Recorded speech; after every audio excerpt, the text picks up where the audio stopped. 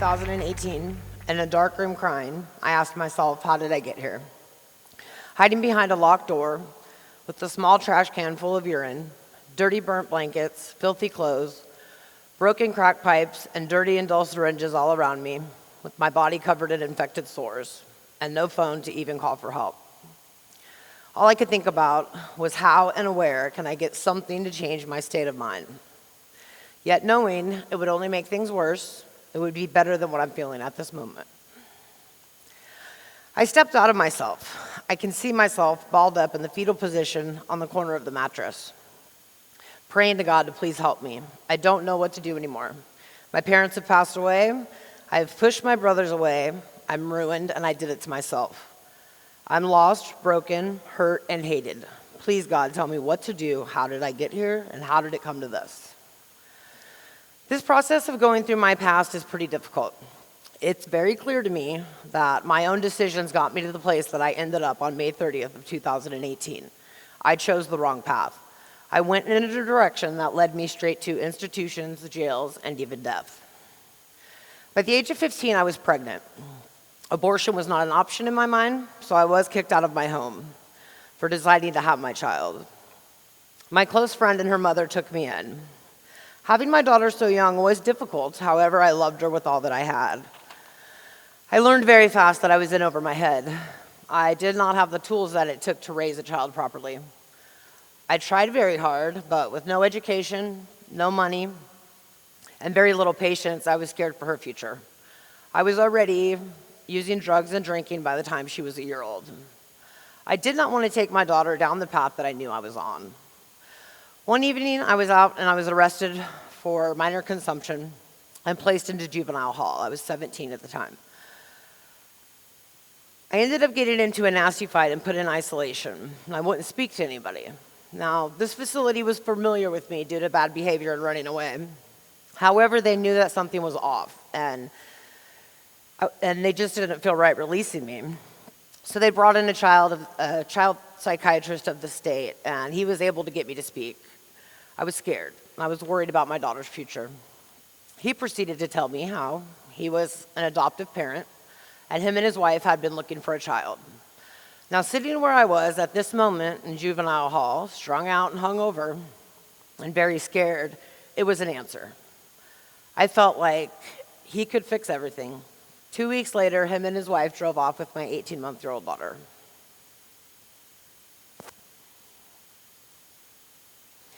I didn't want to hurt my family or my friends, but I couldn't risk her life turning out like mine. In my mind, I just knew that this family could do better than me. It was a lot more difficult giving her up than I ever could have imagined. Not being able to cope with the circumstances, I self-medicated. Drugs, alcohol, and a very fast lifestyle numbed the pain of not having her for a little while. I went down a path of complete destruction. I hit the fast lane. Strip clubs nationwide, drugs, pills, men, money, alcohol, which did get me institutionalized over 20 times in different mental hospitals for various reasons. Suicide attempts, nervous breakdowns, hearing voices, self-harm, harm to others, severe panic disorder. I was also diagnosed with many issues: bipolar, borderline personality disorder, manic depressive, ADHD, PTSD.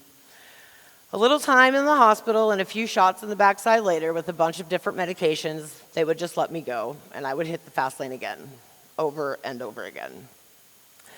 By my early 20s, I was a full-blown addict and alcoholic.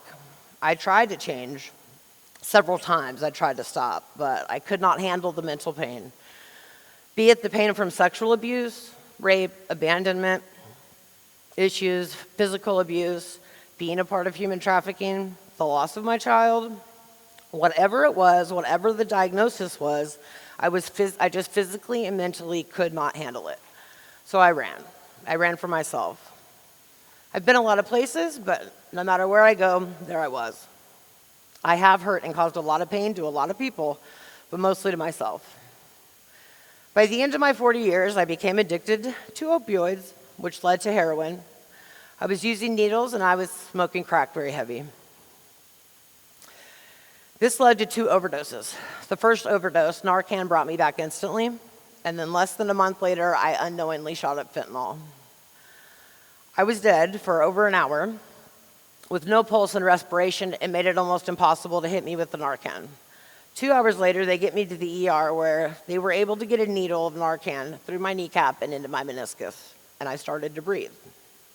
Later that night, I came out of it, out of my mind, pulling the IV from my neck and demanding my clothes. The doctor begged me not to leave against medical advice.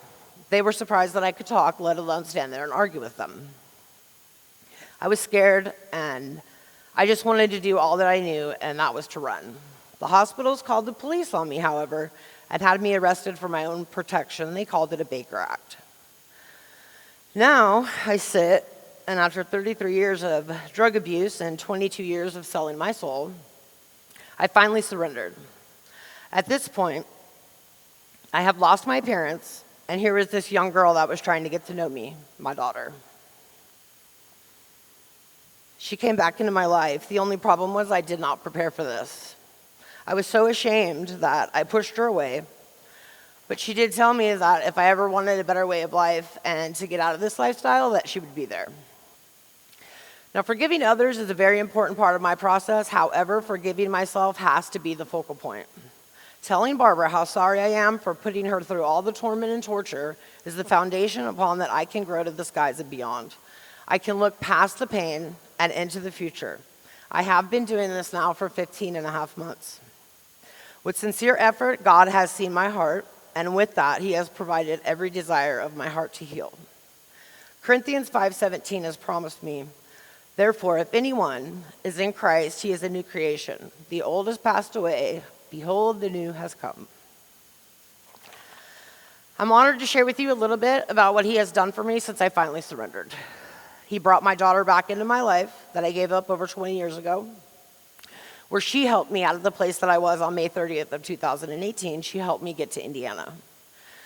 Now, with so much chaos, I missed my flight, but she was able to get me another flight 24 hours later, so I sat in that airport and I waited. Now, getting on a plane seemed impossible since I had no ID, no money, no phone. They'll keep that from you. It makes it harder to leave. But praise the Lord, he made a way. I got to Indianapolis by his grace. However, my daughter had to go out of town, so I had no one to pick me up and nowhere to go for a week. But I wasn't giving up. I sat in that baggage claim for 5 days. Strung out and broken, I would not move. By the 5th day, I went to the police station in the airport to use the phone. The police heard my call and they understood my dilemma, and they asked where I was trying to get to. I said that I needed to get to the Harbor Light Salvation Army Rehabilitation Center. He said that they could get me there. God made a way. Then I got to detox with no appointment, no money, but God made another way. He got me in. I believe that God knew my heart, and he knew that I was ready to come home. Now, after 90 days at Harbor Light, I was in a place where I could easily go left or right. I had gotten sober, but I knew something else was missing. I had a malady, a hole in my heart, and it was God-shaped.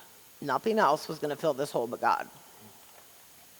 Not knowing what to do, but going back not being an option, I prayed.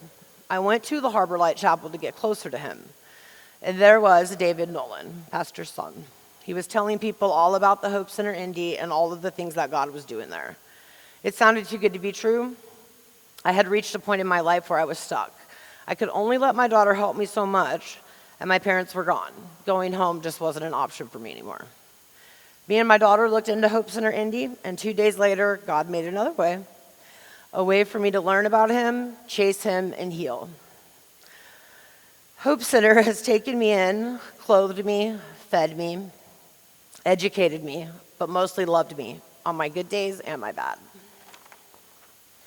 Today, I am a new creation. I am forgiven. God is my dad. I live a resurrected life. I will always have a solution. My mind and will and emotions are transformed by God's words. I replace negative thought patterns with hope and truth. I joyfully anticipate what God can do today, and I quickly recognize lies and replace them with the truth.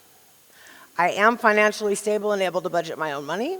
I will continue on my path to recovery. I have a great relationship with my daughter that's only getting better. I have completed a dog training course, and I took some IT classes. I have become a member of a church.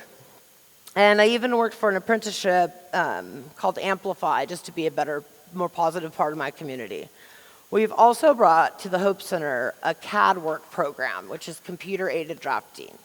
E&A Outdoors has donated the computers and the software, and they have trained me how to do this work. So now I have an office at the Hope Center, and I will be able to train other women that are coming through so they can have a career in it also, but it'll also be like another little business for the Hope Center. And I definitely one day plan on writing a story so that lost women everywhere can always know that there is hope. No matter how bad life gets, there's hope. I forgive myself for my past, and I'm letting go of the pain so God can use me now where he sees fit. Thanks.